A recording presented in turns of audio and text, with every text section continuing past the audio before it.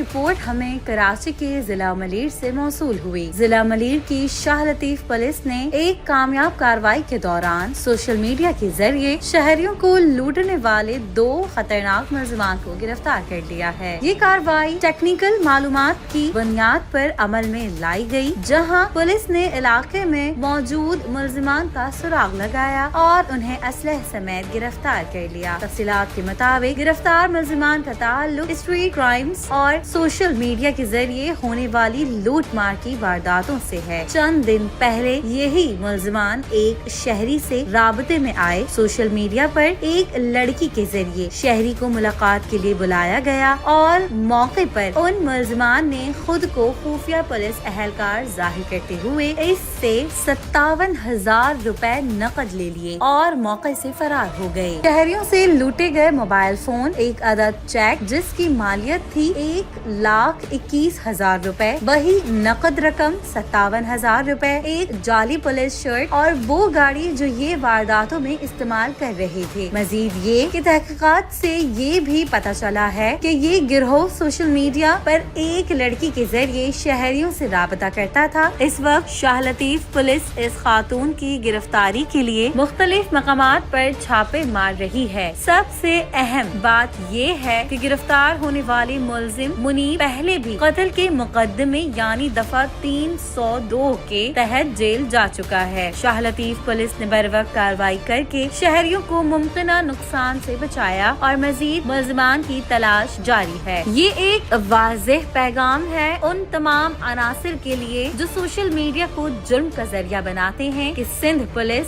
जाग रही है। शहरियों से गुजारिश है कि सोशल मीडिया पर किसी भी गैर जरूरी या मशकूक राब्ते से मोहतात रहें और अगर किसी वारदात या मुश्तबा सरगर्मी की इत्तला हो तो फौरन करीबी पुलिस स्टेशन या सिंध पुलिस के सोशल मीडिया पेजेस पर इत्तला दें।